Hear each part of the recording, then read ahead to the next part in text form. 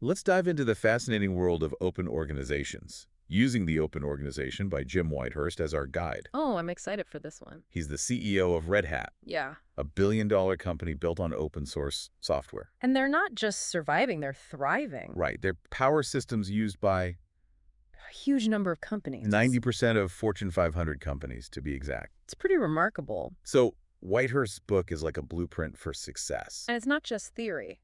It's drawn from Red Hat's own experiences. Exactly. They're walking the walk. And one of the key things they focus on is participation.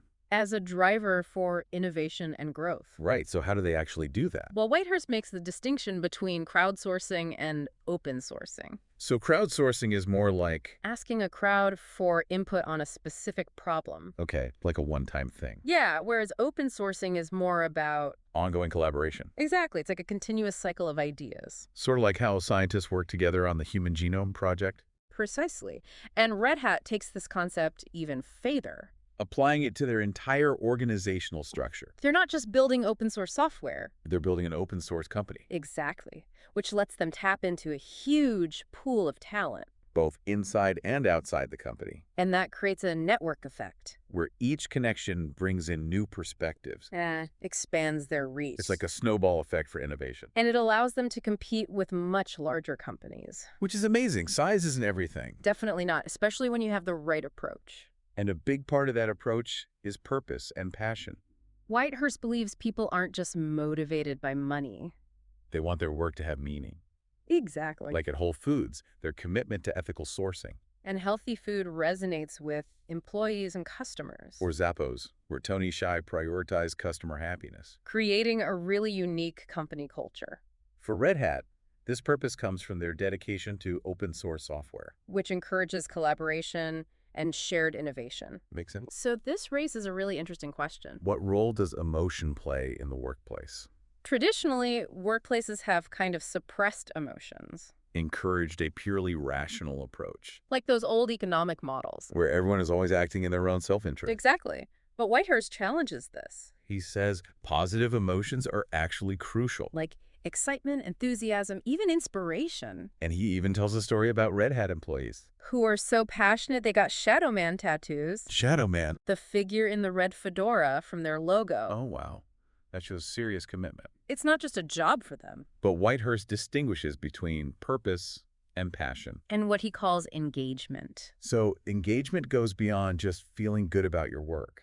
It's about channeling that energy into actual results, Like at Wegmans food markets. where employees feel like they're truly making a difference. Not just clocking in and out. It's about actively contributing to a shared vision, And how does Red Hat measure engagement? not with happiness surveys, assessing how well employees understand the business. And how their work contributes to the bigger picture. Exactly. It's more than just a feeling. It's about understanding your role and impact. Makes sense. So how do they ensure everyone is on the same page? So that's where communication and transparency come in. Whitehurst actually uses his experience from Delta Airlines as an example. During their bankruptcy. It was a really tough time, And he learned how crucial clear communication is during those periods. especially when it comes to making decisions, Transparency is key sharing both good news and bad news. to build trust and loyalty. Absolutely. Because when employees understand why decisions are made, They're more likely to stay committed. even when things are tough. And this ties into Red Hat's concept of 360-degree accountability. What's that? It means everyone is accountable, not just to their manager. But to each other. Exactly. Imagine feedback flowing in all directions. Not just from the top down. It reminds me of W.L. Gore and Associates. The Gore-Tex people. Yes, they got rid of formal job titles, Wow. focusing on self-managed teams and individual contributions. Interesting. So this accountability doesn't stifle debate. Not at all. Red Hat actually encourages open dialogue Even constructive criticism. as a way to find better solutions. So they're not afraid of conflict. They see it as an opportunity for growth. Makes sense. Whitehurst even says the CEO's ideas Should be open to scrutiny. leading to more robust outcomes, Exactly. It's about getting the best ideas on the table. regardless of where they come from. Absolutely. That's the power of an open organization. And how do they create that kind of open environment? By breaking down traditional corporate hierarchies, Encouraging casual interactions. making sure everyone feels comfortable sharing their ideas. There's a great story about Jim Whitehurst himself. Oh, yeah, the one where he wears a fedora t-shirt to a company event.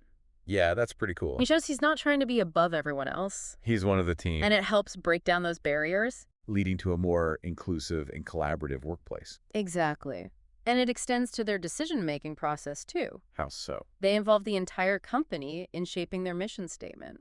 Wow, so it's not just dictated from the top. Not at all. It's about open dialogue and debate. Letting the best ideas win, regardless of who contributes them. That's a big contrast to the traditional top-down approach. And what's the benefit of doing it this way?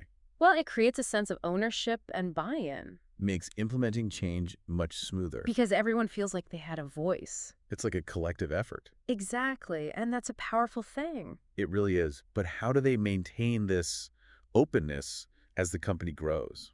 That's a great question. It's definitely a challenge. It's natural for hierarchies to emerge. And for communication to become siloed. So how does Red Hat prevent that? They have some really smart strategies in place. Like? Well, they keep their teams relatively small and self-contained. Which helps maintain closer relationships. And smoother communication within those teams. But what about communication across teams? They invest heavily in technology that facilitates communication. Across different locations and departments, Exactly. It's like creating a virtual water cooler, where everyone can connect and share ideas? no matter where they are. That's really clever. And what about decision-making? They have a really interesting approach to that, too. Tell me more. They've basically flipped the traditional hierarchy on its head. In what way? Decisions are made as close to the point of action as possible. So the people with the most knowledge and experience, Get to make the call. instead of having to go through layers of bureaucracy. Exactly. It makes them much more agile and responsive. But that must require a lot of trust from leadership. Absolutely. They have to be willing to relinquish some control. And empower their teams to make the right decisions. And that trust is built on transparency and accountability. So everyone understands why decisions are being made, And they're more likely to support those decisions. even if they don't personally agree with every choice. Exactly. It's about creating a shared understanding. And that brings us to another important element. Open debate and constructive criticism. As part of the decision-making process, Whitehurst encourages employees to challenge assumptions question existing practices, and voice their opinions. even if those opinions differ from the majority. He believes the best solutions come from diverse perspectives. So they don't shy away from disagreements. They see them as opportunities for growth.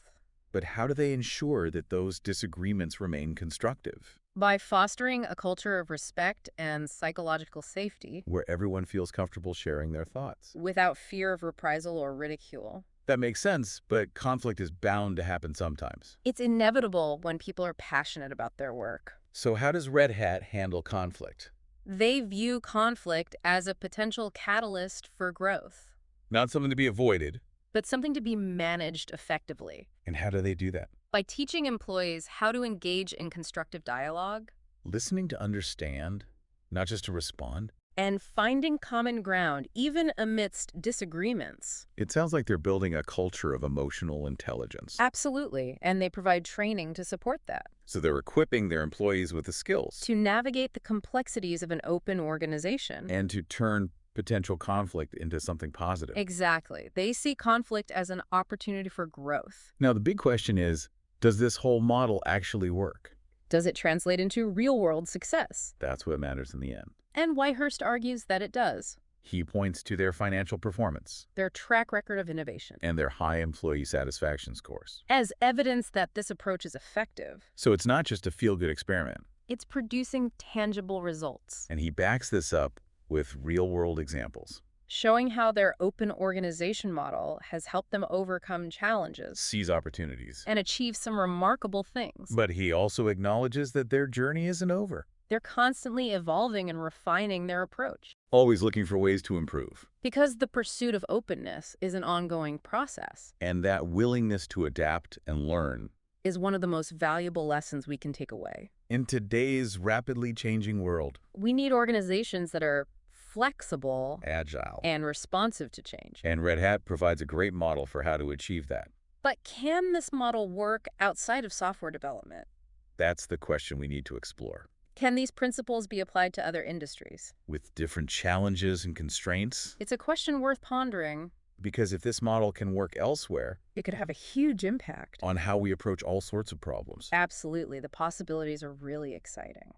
So as we continue this deep dive Let's keep that question in mind. and see where this exploration takes us, I'm ready to go deeper. let's do it. Yeah, it makes you wonder, doesn't it? Could those principles really work on such a large scale? Absolutely. And for now, let's stick with Red Hat and how they handle the potential for information overload in such an open environment. Right, because with so much information flowing around, It's easy to get overwhelmed, and that can lead to decision paralysis. where people are afraid to make any decisions at all. Exactly, but Whitehurst addresses that in the book. How so? He talks about the systems they've put in place To manage all that information. and prevent it from becoming a problem. So it's not just about being open.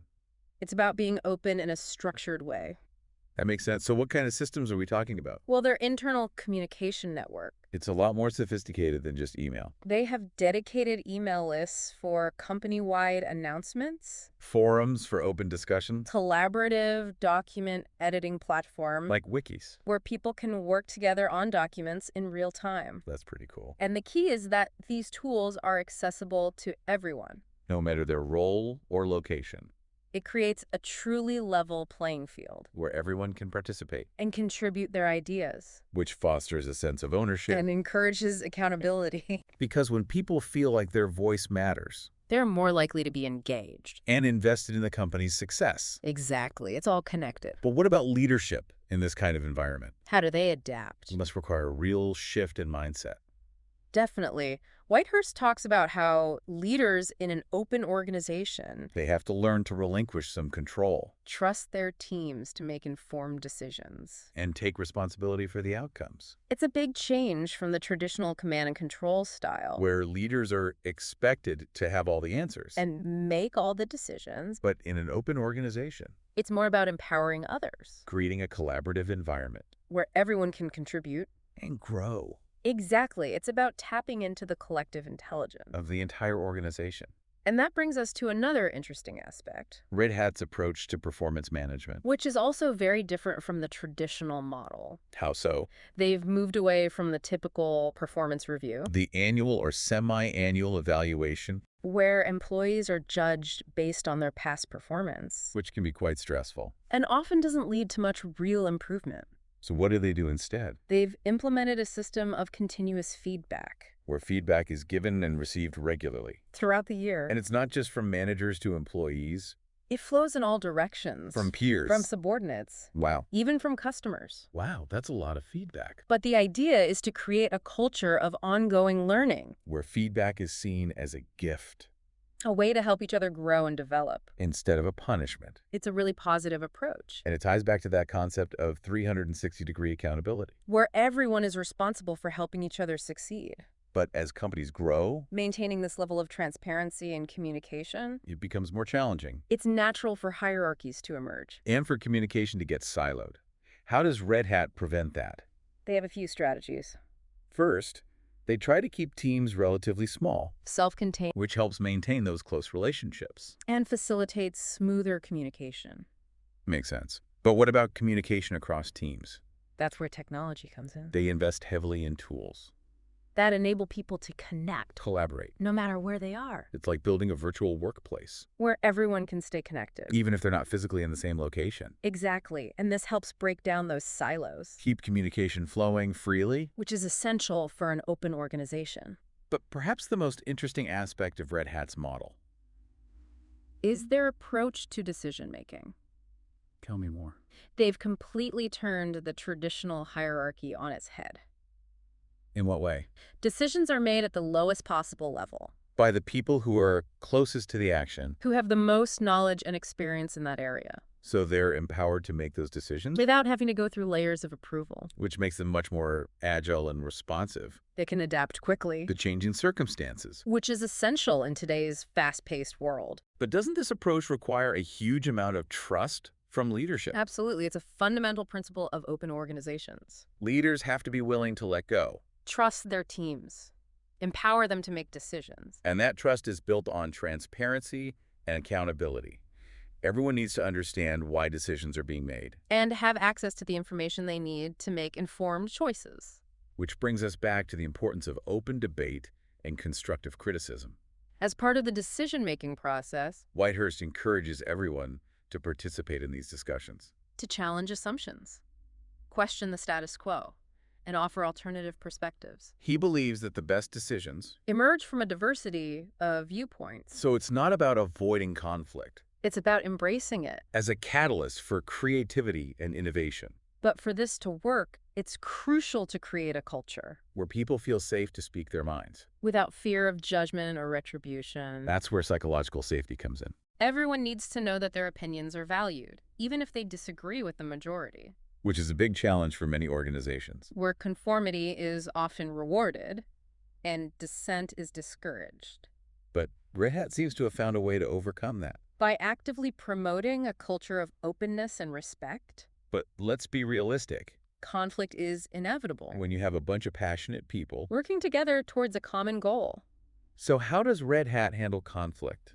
They don't try to avoid it They view conflict as an opportunity, for growth and understanding. as long as it's managed effectively. So they teach their employees how to engage in constructive dialogue, How to listen to understand. and not just to respond, And how to find common ground, even when there are disagreements, which requires a high level of emotional intelligence. and self-awareness. And Red Hat invests in developing those skills. Through training and workshops, So they're giving their employees the tools to navigate the complexities of an open organization and to turn potential conflict. into a source of innovation and creativity. Now, all this sounds great in theory. But does it actually work? That's the million-dollar question. And Whitehurst says it does. He points to Red Hat's impressive track record, Of financial success. innovation, and employee satisfaction. As proof that this model is effective, He also shares a lot of real-world examples. illustrating how their open organization model Has helped them overcome challenges. sees opportunities and achieve remarkable things. But he also acknowledges that it's an ongoing journey. People are constantly learning and adapting, experimenting with new ideas, and refining their approach. Which is perhaps the most important lesson. In today's rapidly changing world, We need organizations that are flexible. agile and responsive to change, And Red Hat's story shows us that it's possible to create an organization that embraces these principles. and thrives as a result. So as we continue our deep dive Let's keep exploring and see what else we can learn, about the power of open organizations. I'm really enjoying this conversation. Me too. It's fascinating to see how these principles play out in the real world. Let's shift gears a bit and look into how Red Hat approaches compensation and rewards. Okay, that sounds interesting. What's unique about their approach? Well, they've moved away from the traditional individual-based incentives.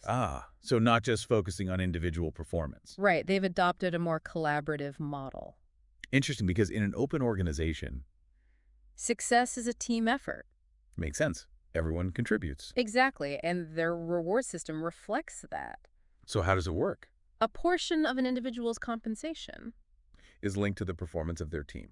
or even the entire company. Wow, so it's not just about hitting your own targets It's about everyone working together, to achieve shared goals which fosters a sense of collective responsibility, and encourages collaboration. because everyone benefits when the company succeeds. It's like everyone's in the same boat. Exactly, we either all sink or we all swim. I like that analogy. It creates a strong incentive to support each other, And contribute to the greater good. because ultimately individual success is tied to collective success. But what happens if someone isn't pulling their weight? That's a fair question. Doesn't that drag everyone else down? Well, they address that through open communication and feedback. So team members are encouraged to address any issues directly, Exactly, it's about having those tough conversations, but in a constructive way. with the goal of helping everyone improve. So it's not about punishment, It's about working together to find solutions. which requires a high level of trust and respect. Absolutely, and that's something Red Hat emphasizes, It's really fascinating to see how they've woven these principles of openness and collaboration, into every aspect of their organization, from communication and decision-making. to performance management and compensation. It's a truly holistic approach. And as we wrap up this deep dive Let's return to that thought-provoking question. about whether these principles can be applied, Beyond the business world, can we use these ideas to address broader societal challenges? like in government or healthcare or education. Could we create more open and collaborative systems? that are more responsive to the needs of the people they serve. It's an exciting possibility. And one that I believe is worth exploring further. I agree. It's been an incredibly insightful conversation